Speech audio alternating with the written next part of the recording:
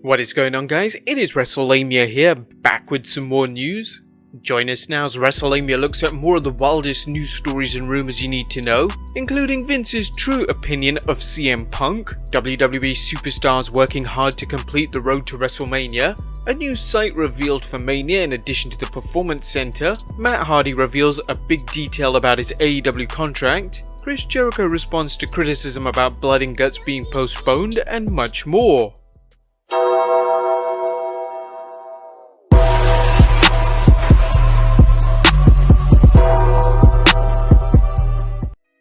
Be sure to subscribe and hit that notification bell for daily wrestling videos. But let's waste no further time and get straight into the first story, as Vince shoots on CM Punk. Since CM Punk doesn't technically work for WWE, he's certainly not afraid to make a dig at them in podcasts or social media posts. His most recent being his insult towards Roman Reigns, where he candidly remarked that he'd finally not get booed in an empty arena. Regardless of Punk's brazen attitude, there have been various rumors circulating that WWE have reached out to him on a number of occasions to wrestle at WrestleMania 36. There have been rumors of him fighting Kevin Owens and even Seth Rollins, but Punk had turned them down on several occasions. Punk even told of wrestlers texting him wanting to wrestle. However, the idea that Punk has been contacted by WWE might not be true at all. According to Ringside News, CM Punk's name was mentioned only once during WrestleMania plans, and Vince immediately shot down any plans involving him, reportedly saying he is not to be trusted and has serious issues. This might have come right after Punk tweeted his tirade against The Miz and taking blood money. Now, this is surprising though, as this is the same man who fired Punk on his wedding, pretending that it was all a coincidence. And doesn't he normally put all differences aside when he knows that wrestlers will be a huge draw? Well, regardless, we might not see Punk in a WWE ring for some time. Next up, WWE superstars working long days. Will this year's WrestleMania be delightful or dreadful? We could know soon, as the WWE is taping it this week along with 2 weeks of WWE programming.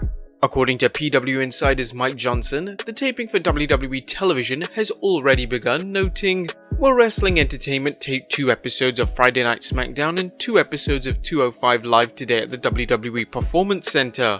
I am told it was an extremely long day that started early this morning and ran pretty much all day and well into the evening. Everyone is working as hard as they can to get everything done so that the company is protected in terms of content over the next several weeks, so that no matter what, they are guaranteed to present new, original content in the wake of the outbreak."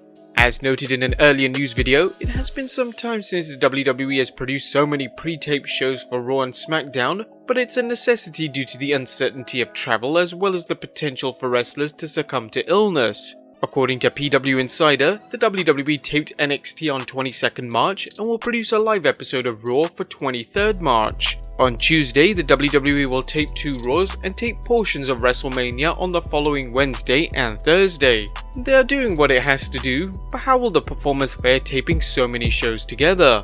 There will definitely be some burnout by WWE performers, but the tape shows will give them the benefit of editing them to look as slick as possible and gloss over any glaring botches that might show up on live television. Next up, WWE taping WrestleMania from Full Sail University. As you've no doubt heard, rumor has it that WWE will tape some WrestleMania matches outside the Performance Center. WrestlingNews.co's Paul Davis is reporting, "It looks like some of the show may take place inside of Full Sail University. Several fans in the area have spotted at least 5 to 6 equipment trucks in the university parking lot in the last 24 hours. The WWE has said it intends to air gimmick matches at locations off-site from the Performance Center, but it's unknown just how many gimmick matches it has planned other than the last man standing match between Edge and Randy Orton." Next up, Chris Jericho defends Blood and Guts postponement. AEW fans were looking forward to the 25th March big double cage match for the special episode of Dynamite entitled Blood and Guts. However, due to a number of factors, AEW President Tony Khan decided to postpone the match until AEW is able to run shows in front of fans again. As you might expect, some fans were disappointed, with one fan tweeting, "I can't get into it. My disappointment is too high that Blood and Guts has been cancelled. AEW needs to come straight out and explain why Blood and Guts is not happening. You spend a whole AEW Dynamite building for it, just to cancel it on Thursday? Makes no sense.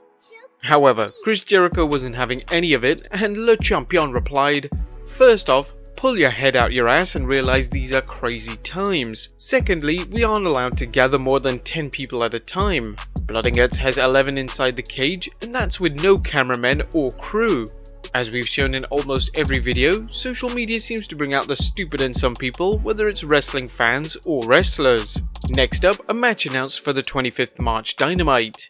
While Dynamite won't have its double cage match on 25th March, AEW has announced another match for the show, with the American Nightmare Cody Rhodes battling Jimmy Havoc. Ringside News is also reporting that the Best Friends will battle the Lucha Brothers in a parking lot brawl, while Wardlow squares off against Luchasaurus. Matt Hardy will also confront Chris Jericho, which should make for a great verbal exchange, as well as an inevitable brawl.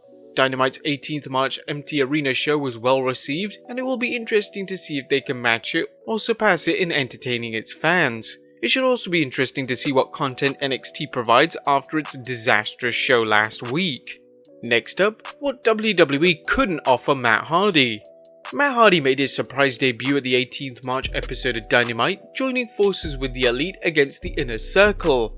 However, what are the terms of Broken Matt's AEW contract? While we don't know all the details, Matt did reveal that like Jon Moxley and Chris Jericho, he is able to wrestle overseas for New Japan Pro Wrestling, but not in the US. Hardy remarked, "Truth be told, I'd love the opportunity to perform on a New Japan Pro Wrestling Wrestle Kingdom show in some capacity. We would love to see Broken Matt Hardy work some matches in New Japan, and you can be certain the Japanese fans would welcome him also."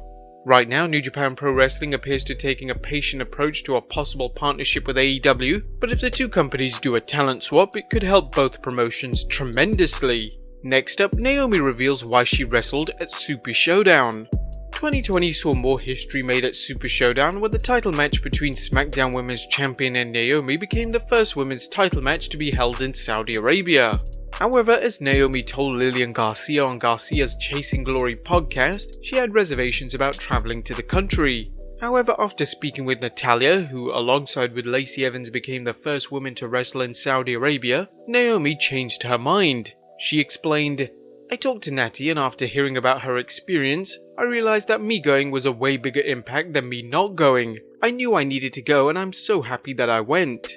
Naomi seems to have been taken aback by just how much her and Bayley's match impacted the fans.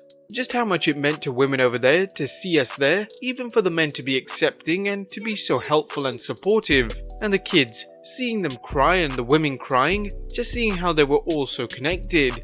Even before the matches started, they were chanting for us and having their signs. I'm thinking, how do they even know who I am? But they do, and it's real. It's way bigger than just a wrestling match. While it may take years or decades to know how much the women's wrestling has, if at all, helped women's rights in Saudi Arabia, it's clear it's been a great experience for the women wrestlers involved. Next up, AEW Double or Nothing in Jeopardy. AEW's next pay-per-view Double or Nothing may seem like it's a long way away, as it's scheduled for 23rd May at the MGM Grand, but according to Diamond Dave Meltzer, the show is still in jeopardy. During a recent episode of the Wrestling Observer Radio, Dave explained, "Now it's like we don't know if there's gonna be a show the week after, we don't know if there's gonna be a Vegas show. At this point, there's no telling what will happen in May, and even big companies like AEW and WWE could face the possibility of not being able to run any shows with fans for several more months. There's even the possibility that both promotions might be stopped from running empty arena shows." And finally, a new 24/7 champion is crowned. Last but not least, there's a new champion in the WWE. Riddick Moss has been impressive as 24/7 champion, adding some prestige to the title by defending it on a regular basis and keeping it around his waist an impressive 42 days. Sadly though, he's no longer champion, with a familiar face returning to lay claim to the title. Moss was jogging minding his own business when a car pulled up with a WWE referee behind the wheel. Moss looked around, unaware that a wrestler was emerging from the trunk.